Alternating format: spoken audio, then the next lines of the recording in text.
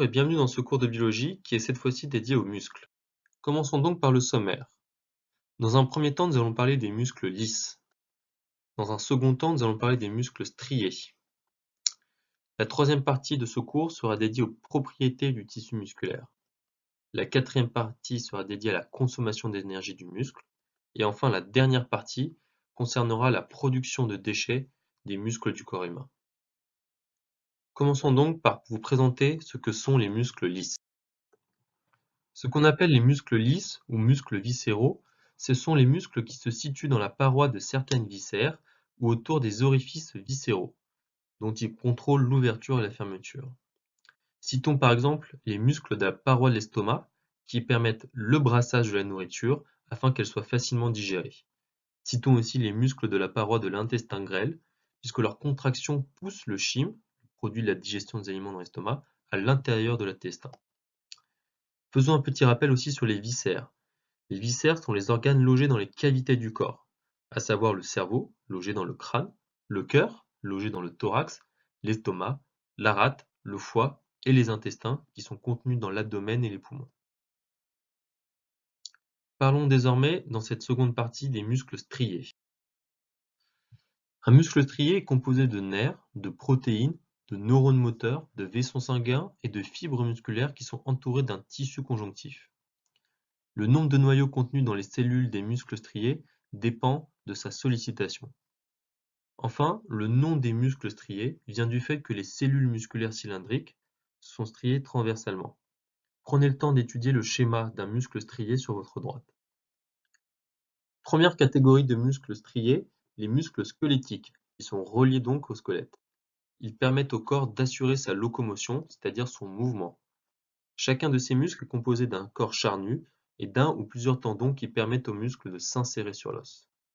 Citons par exemple les muscles longs, à savoir le biceps brachial, le triceps brachial, le triceps de la hanche, le quadriceps fémoral, etc., etc.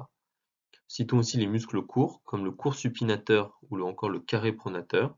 Citons aussi les muscles plats, le trapèze, le pectoral, les grandes dorsales, etc. Deuxième catégorie de muscles striés, les muscles possiers, reliés à la peau. Ils permettent les mimiques, qui sont les expressions de la pensée par le geste. Citons par exemple les orbiculaires des lèvres ou des paupières. Troisième catégorie de muscles striés, le muscle cardiaque, qu'on appelle le myocarde. Il est composé de cellules musculaires cardiaques spécialisées qui ne ressemblent à aucun autre tissu musculaire du corps. Ces cellules sont notamment capables d'une contraction prolongée, sont douées d'automatisme et d'indépendance, ce qui explique notamment qu'on peut respirer sans que notre cerveau s'en rende compte. Notons que souvent les muscles sont organisés par paires, certains ont des effets inverses ou antagonistes, d'autres, d'un autre côté, agissent ensemble. La troisième partie de notre cours est consacrée aux propriétés du tissu musculaire.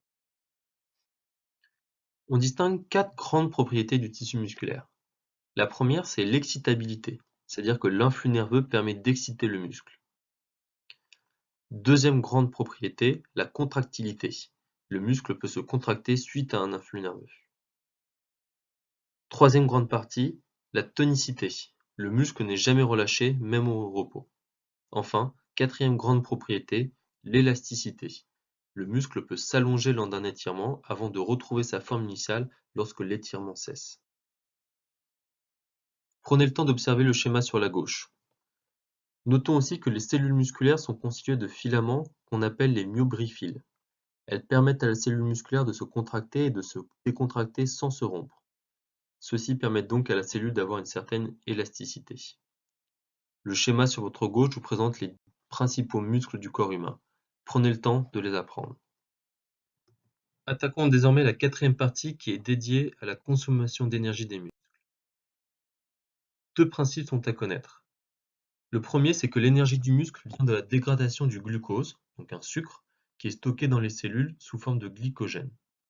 Deuxième principe à connaître, lorsque les réserves de glucose sont épuisées, les muscles utilisent l'énergie issue de la dégradation des lipides qui sont stockés dans les adipocytes, les réserves de graisse. Dans cette dernière partie du cours, nous allons parler de la production des déchets issus du muscle. Deux principes sont à connaître. Le premier, c'est que le muscle utilise l'oxygène pour produire de l'énergie à partir du glucose. mais que cette production d'énergie génère un déchet, le dioxyde de carbone. Deuxième principe, c'est que l'utilisation du glucose par les muscles peut dans certains cas générer un autre déchet qu'on appelle l'acide lactique. Il gêne la contraction musculaire et provoque donc une fatigue musculaire. Merci d'avoir suivi ce cours. Si vous avez des questions ou des remarques, vous pouvez nous écrire un mail ou nous contacter directement sur la plateforme via notre chat. Vous pouvez aussi liker notre page Facebook ou nous suivre sur Twitter. Nous y mettons régulièrement des vidéos gratuites et nous faisons aussi des promotions. À bientôt sur Prep Academy.